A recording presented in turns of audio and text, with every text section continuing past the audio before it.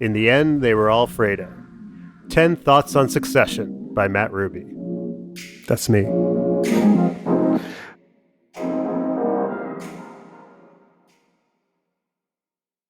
So, two things before we get rolling here. First, if you don't want any Succession spoilers, there are some coming up, just so you know that.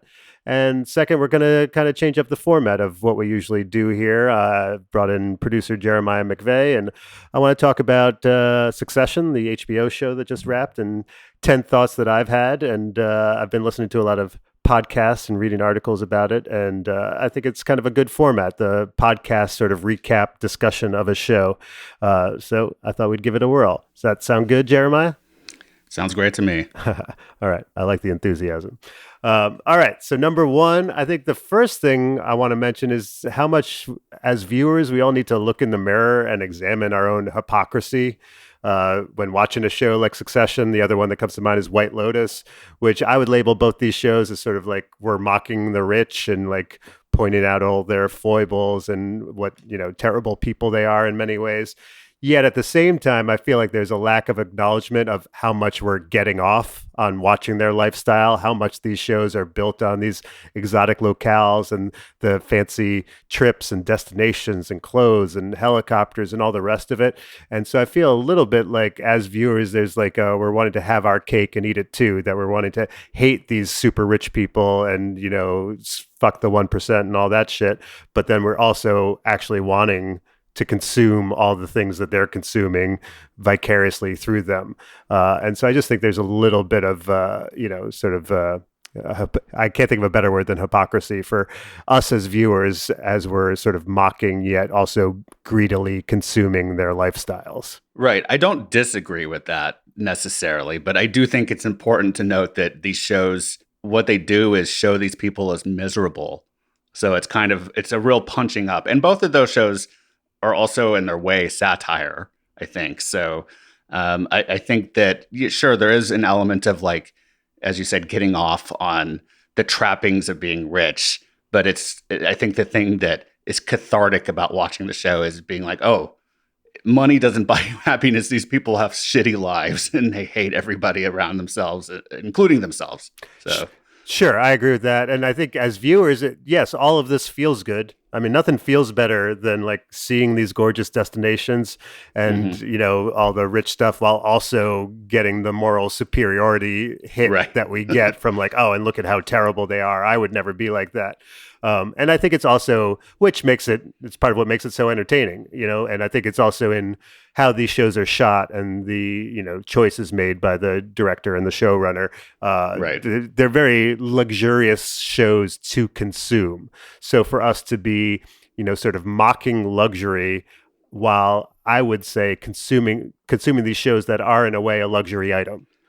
So I just think there's some note that is like a little bit off there I don't feel all the time like we're actually acknowledging that when we're discussing these shows. So it's just something I think is like at least worth pointing out. But that said, I greatly enjoyed both those shows and drank up every episode. So I'm as guilty as anyone else. But I think there's just something to be said for like I hate the 1% now. Let me see their helicopters. There's just something odd about that to me.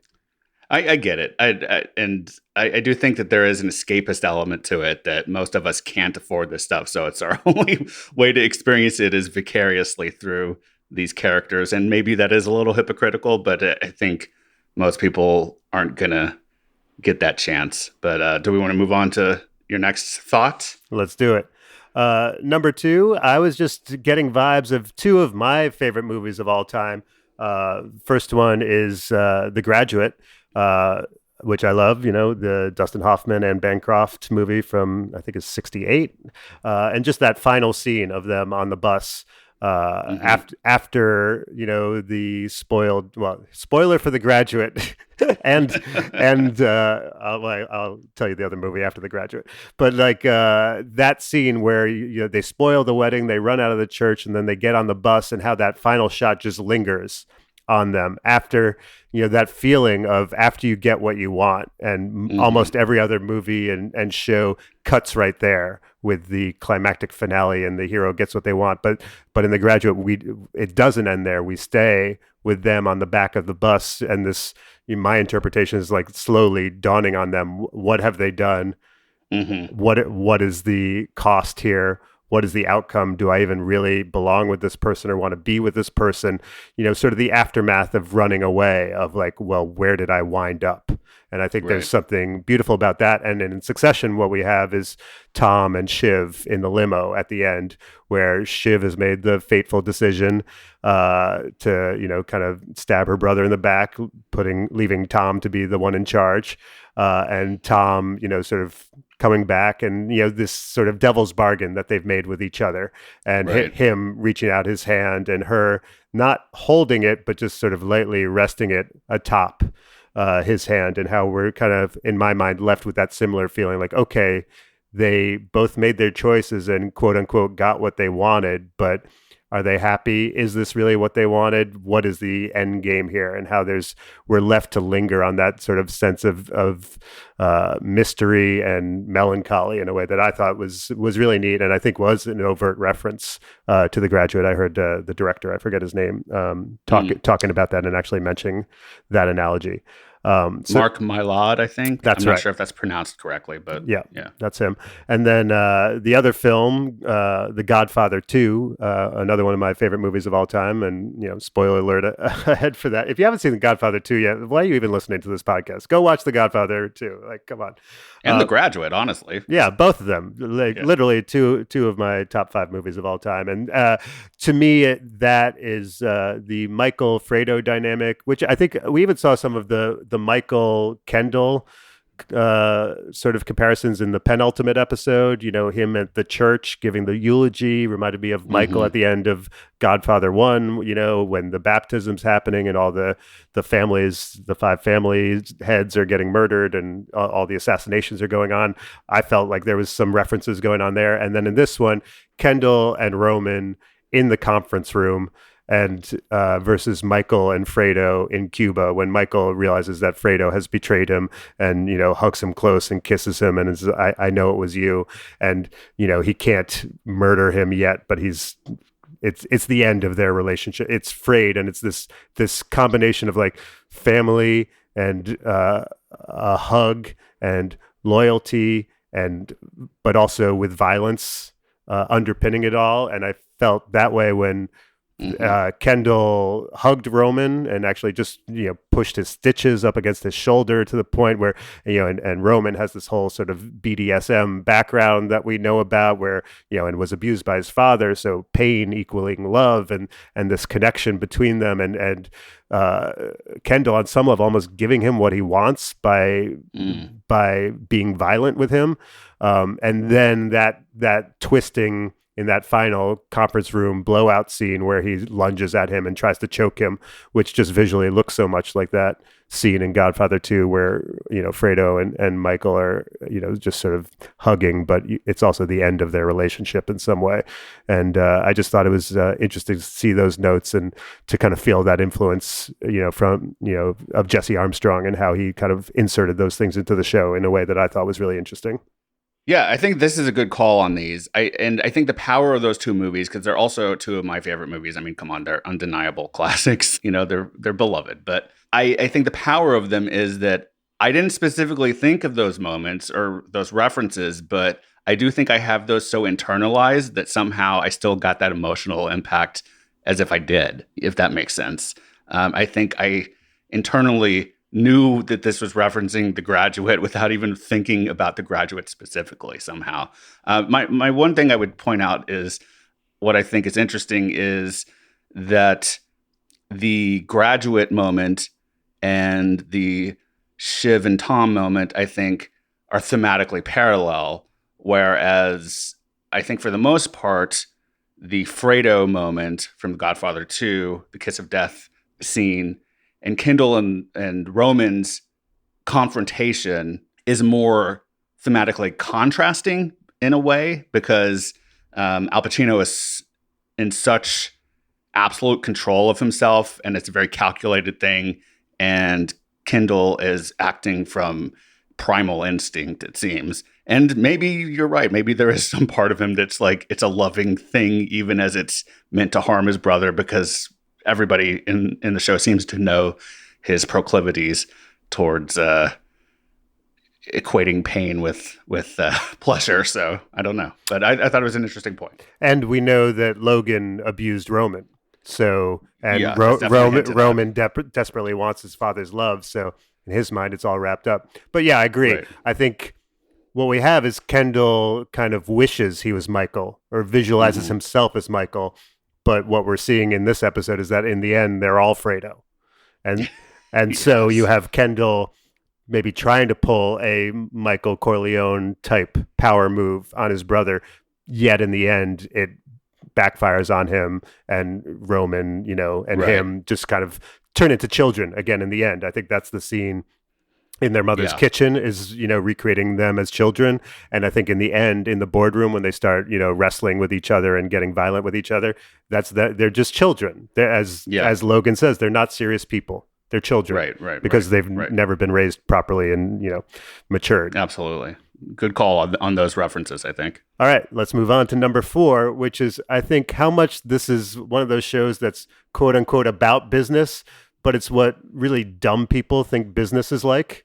There's this constant like, should we say 9? Well, maybe we should say 7. What if we say 10? Let's go 10 and a half. And the way they're always, let's pitch. It's always giving presentations and pitching. There's no sense of the actual day-to-day nature of what running a business is like, which is reading contracts and dealing with employment stuff in a boring, dry, mundane way. One, because that wouldn't be entertaining. 2, because these aren't serious people who actually understand business or would like go through that. That's what like Frank and Carl and Jerry are for. And then 3, because, I think we as the audience don't really care about business. We want this sort of like video game version of what running a business is like.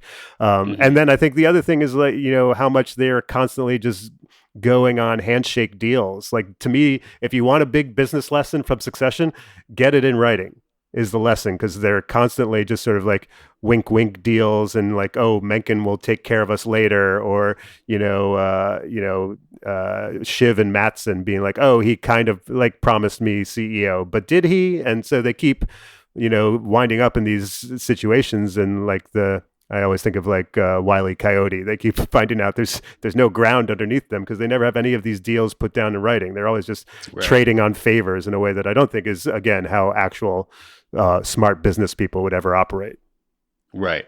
Yeah, there's several times where there's a piece of paper and there's questions about it within this show. But yeah, I still think your point stands that no one ever has it in clear writing that is indisputable. And I think it goes back to your point about them all being Fredo.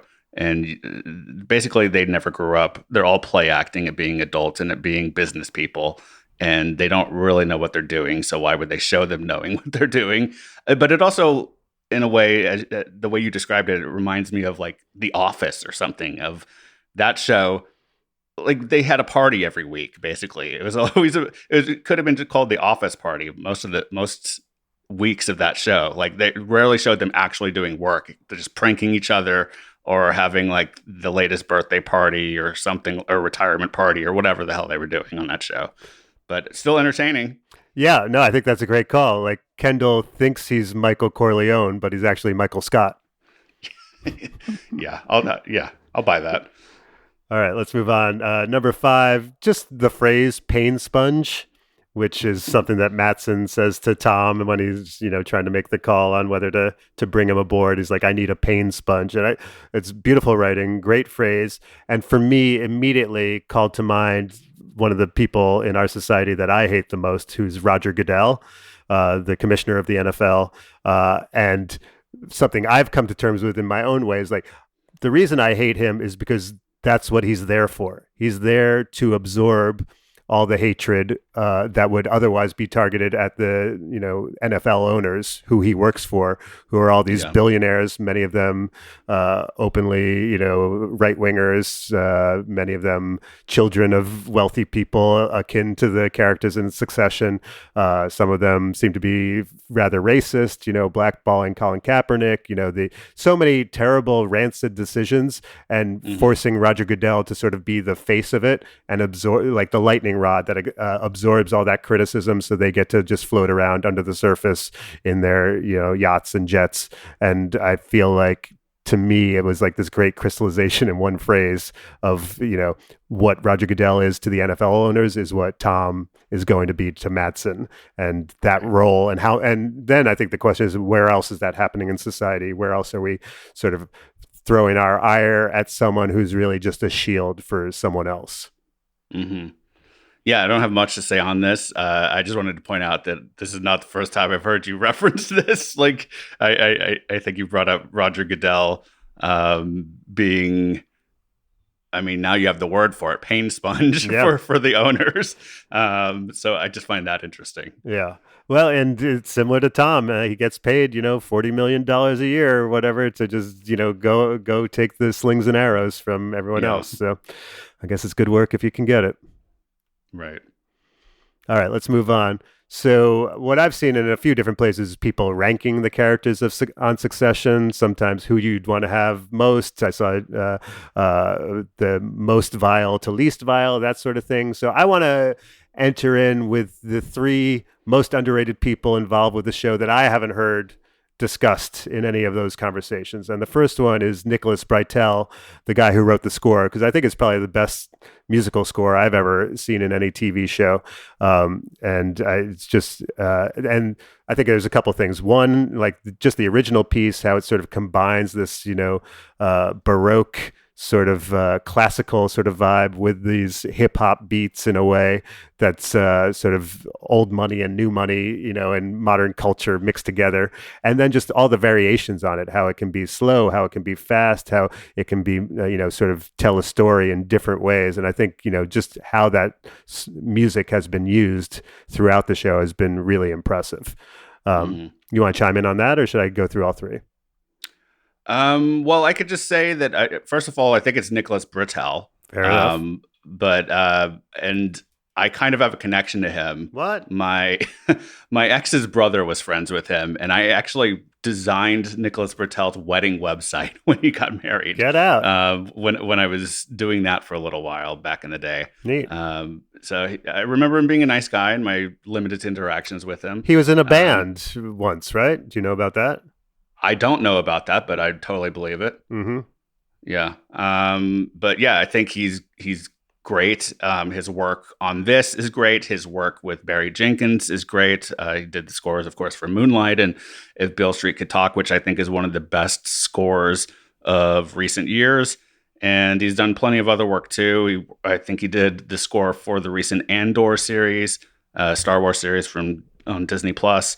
And I mean, like I said, plenty of other stuff. He's working a lot these days, and that's great because he is so good. So yeah. Yeah, and one quote that he gave about the soundtrack was, "Everything would be a little too big for itself, a little out of proportion, the way the Roy family sees themselves." And so I find that interesting when it's your job to sort of distill an entire show into a piece of music. It sounds like such a challenge, and I just think, he did a great job on this show. Totally.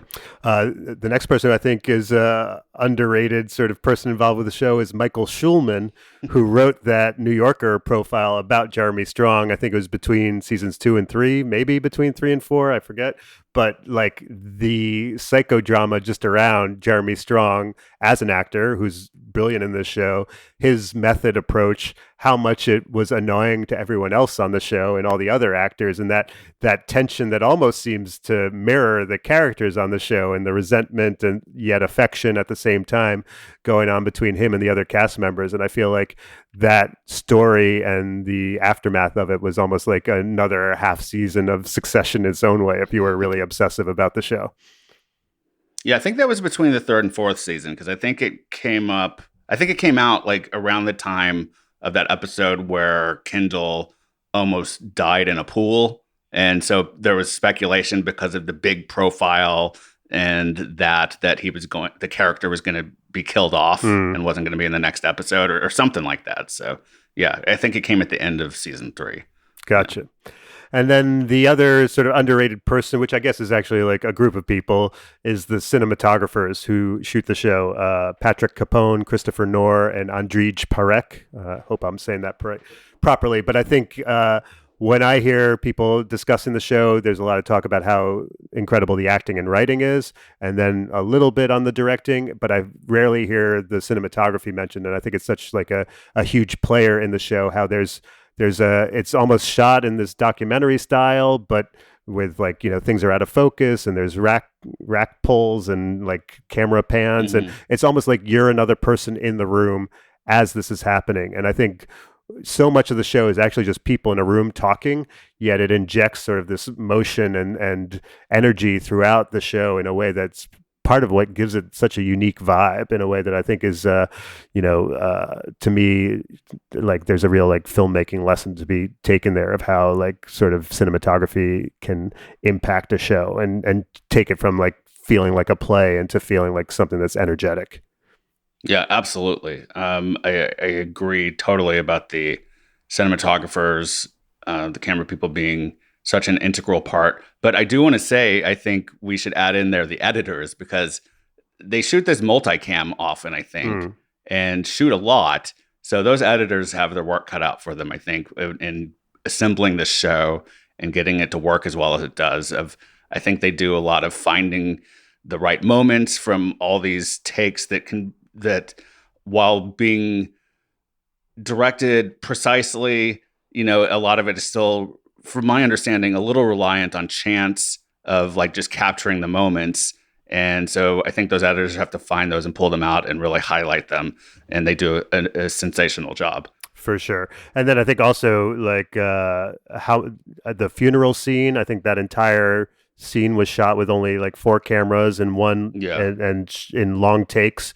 And then the episode where Logan dies and they find out at Connor's wedding, there's a huge like 25-minute chunk that's all done in like a single take, a la, right. What is it? The Thin Man, the Third Man, or there's a classic long take there, or that Goodfellas scene where he's entering the Copa and the camera follows him down the stairs and into the room. I think, those sorts of, choices from a direction and DP standpoint are like a lot of viewers you don't know it on a conscious level as you're watching it, yet you're feeling it. And there's this visceral impact that you get as a viewer when you're watching people film that way. And it makes it much harder on the cast and crew and the editors, I'm sure. But like then I think it's part of what makes, some of these episodes feel so special. Yeah, totally. Maybe you were thinking of Touch of Evil, another Orson Welles movie? That might be it. The one in Mexico, the opening shot. Yes. There you go. Yeah. All right, let's move on to number 7, the meal fit for a king smoothie, that's given to Kendall, who has a sip, and then it never really gets eaten, gets dumped on his head, this ties in with something that I've noticed in a little bit earlier, and I haven't gone back through the entire show, but I don't think we ever see them eat. None of the Roy siblings we see them, at meals or, having dialogue around, but none of them are ever actually like putting food in their mouth. And I think we see with the mother, when she invites them, she gives them barely any food to eat in the first place and only offers them knobs of bread in the freezer. And so to me, that, like, first of all, if I was super wealthy, one of the things I'd be doing is eating incredible food all the time, and they seem to not even care about it at all. And I just think there's something interesting about them and their relationship to food. There's one episode where they have a breakfast meeting and they just don't even touch any food. And when we see Tom and Mattson actually like finalizing their deal with each other, it's after they just ate and they both have eaten fish for dinner, and we know that we've literally seen how they will eat. And I just think there's something interesting about that. And then there's that episode on the yacht where Tom actually takes Logan's piece of chicken and just eats it and walks away. And so I just think there's like, to me, this will be something interesting on a rewatch to go through and pay attention to, like, what's going on with these characters and food and, wealth, and how much they're just never actually like nourished in any way. way, perhaps analogous to the parenting that they received, where they were never nourished by their parents emotionally. Maybe there's this physical manifestation of it as well.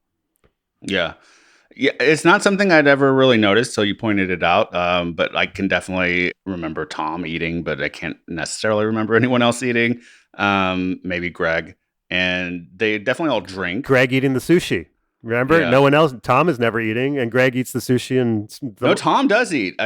Tom eats that chicken. They go out for waffles or whatever when he thinks he's going to jail. That's right. That's right. When they both think they're going to jail. You're right. Tom does eat, and frequently. I think I was just remembering the ATN presidential episode where he doesn't want the bodega sushi. That's where he draws the line.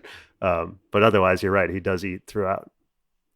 And I think they both eat in the boar on the floor thing when they get sausages or whatever thrown at them. I can't remember. Well, food is a weapon.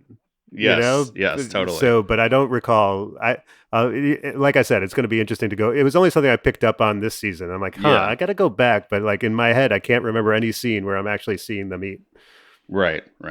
Number 8, I just feel like we're right off the heels of the Ron DeSantis, presidential launch on Twitter with Elon Musk. That was pretty much a disaster. And so, I guess we're lucky we didn't see, President Mencken goes on Gojo Spaces sort of arrangement on this episode. But one of the Twitter, venture capitalists and Elon Musk kiss ass guys is named Jason Calacanis. And he wrote a tweet, "There's no way this is over. And if this is over, I'm funding a startup just to make AI episodes of Succession."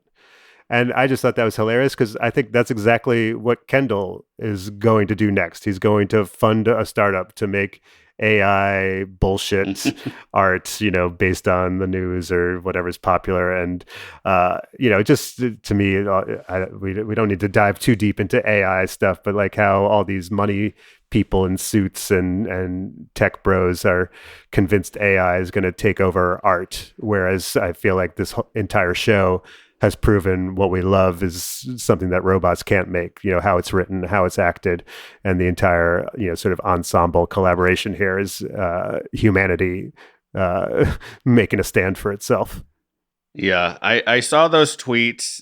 He had a couple of them about that, and I saw the resulting discourse, and he claims he was joking now, for what it's worth. I missed that until you said that. I'd missed that, but I mean, it didn't seem like he was joking, so I'm just going to assume he wasn't, and he just decided to backpedal. But I don't know. To my mind, it's just such a gross misunderstanding of what this show is. Like, this show is literally about who is going to succeed Logan Roy, and it ends when that is decided.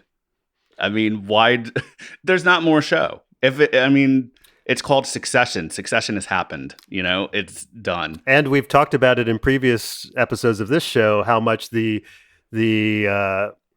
our entire culture is steering towards just dragging everything out forever and extending things and adding in bonus content and all this other stuff. And like, let's stop and applaud Jesse Armstrong for like pulling the plug, for being like 4 seasons. This is the right length. This is the time to end this. And that's it. And like, it's okay. We're leaving money on the table. That's all right. Yeah. We're making something good, and we have a bond with the viewer that's more important than just making as much money as we can. So obviously, a guy like this isn't going to view it that way. But sure, I mean, all that said, if they made something, I'd watch it. But yeah, but I do think I just can't imagine them doing it. Or maybe the better thing to say is it seems unnecessary in a way that what he said in those tweets, this Jason Calacanis, it just seems to miss the point, I think that's this guy's specialty. Let's not him any more airtime. Let's move on from that, dude. Yeah, totally. All right, so number 9, I just want to say, like, okay, so now you're jonesing for something else. Jesse Armstrong also is the guy behind what I think is one of the best comedies of the past couple of decades, which is Peep Show. The BBC show starring the same guys who are Mitchell and Webb, who also had a great sketch show before that. But Peep Show is hilarious. Olivia Colman, now I think probably like one of the greatest actresses in the world, is on there as just like playing for laughs and is great in that show. And it's just really a hilarious watch. So if you're looking for more of like sort of the biting sort of writing and comedy aspects that you got in Succession, I highly encourage checking out Peep Show. And then also I just have to give a shout out to Carl, who back in the day was Sledgehammer, which was, I remember being a little kid, and that was my dad's favorite show on TV, a very like sort of Naked Gun, kind of slapsticky, like dumb but smart comedy.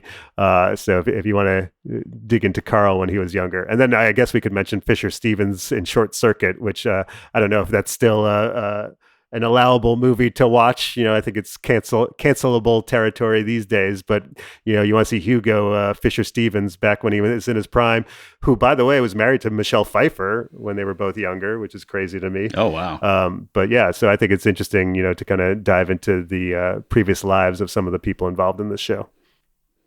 Yeah, I mean, speaking of Fisher Stevens, I think that this is a good sort of what would the word be? Not a reclamation, but sort of like a makeup for that Short Circuit role. That I'm not blaming him. I think it was bad casting, and it's just like something that looks bad in retrospect. Yeah, it was normal back then, but now it's cringe. It was unfortunately normal back then, but yeah. But David Rash has been in so many things. Before we started recording, I was telling you about a show that you'd never heard of or don't remember, at least. And that's Carl. I remember watching. For listeners, that's Carl. Yeah, Carl. And also really good in the Loop, which I think you could say. I think if you're a fan of Succession, you'd like In the Loop, and you'd like the thick of it, the British TV show that it was based on, which was also sort of the inspiration for Veep, which also, is related to this show in some ways, of like having similar producers and having a similar dark vibe that I think, they go different directions with it, but I think they come from a similar satirical place. Totally. And yeah. And was Veep also made by a British guy? Armando? Yeah, Armando Iannucci. He created the thick of it. Then Veep was like his kind of reinvention of that concept for America and HBO. In the Loop was the movie version of the thick of it, and I think probably kind of led to Veep being made or interesting something. Yeah. Yeah, and also just having these British guys sort of like mocking America and looking at our system. Always good. Yeah. But I definitely need to go back and watch Peep Show. I didn't realize till late in the game that it was Jesse Armstrong was also involved with that show. And that's a show that I tried to watch years and years ago and just wasn't able to get into at the time. But it's like, it's become one of those touchstones that so many people I trust the opinion of, including you, sing its praises. And I just really want to go back and take a look at it again now. Yeah, I hate most comedies, and I think it's genuinely hilarious. So give it a shot.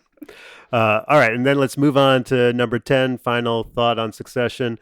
And I try to think about, what takeaways from this whole series, in a way that, like, what haven't I heard said by other people before? And, I think it is a show about trauma. And I guess one of my core takeaways anyway is how much trauma for poor people is usually just inflicted upon the people around them. It's sort of this narrow circle, the immediate family and those around them. But then when we're talking about, wealthy and powerful people, the trauma that they feel just gets inflicted upon society as a whole. Mm-hmm. And I'm trying not to mention our former president here, but I feel like in general, what we see is the poison dripping through, and how when it becomes like this exponential sort of factor, when wealth and power are involved. So, when there's trauma within, a poor or normal, environment, it's more like a grenade. But when it's these incredibly wealthy and powerful people, it turns into a missile that can really inflict massive casualties. And to me, that's a big part of what this show is about. Yeah, I think that's a pretty well observed point there. I don't have any overarching thoughts to add. I guess I just have one question. Like, what about the fucking Pierce deal? Didn't they buy Pierce? These people are fine. Oh yeah, they're all billionaires. Sure, they're fine anyway. The Gojo deal was great. Yeah, I don't know. I thought maybe Pierce got wrapped in with the whole ATN Gojo deal. Like, I don't know. I thought that they bought that separately and then they were going to merge them together once they screwed the Gojo deal. I think it was on the table but never closed. And again, this might be us trying to take it seriously as a business show, which I don't think it ever was. That's fair point. Okay, well, should we leave it there? Let's do it.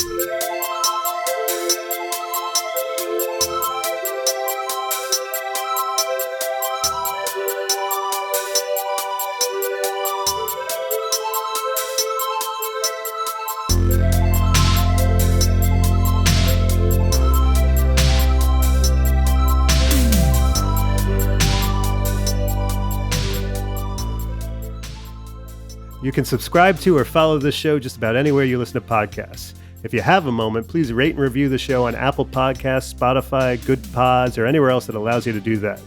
And when I say that, I mean, like, leave it a good review. I feel like that's obvious, but if you're just going to leave it a bad review, you don't have to. Anyway, it helps others find the show, which I really appreciate.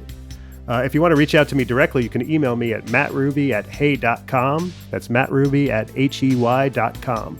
And if you like this podcast, you should subscribe to the Rubes Letter, where what you just heard first appeared. You can find that at mattrubycomedy.com/subscribe.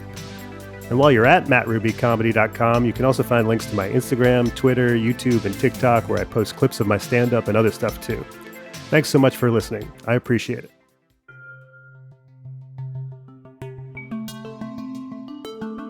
This podcast is produced by Stereoactive Media.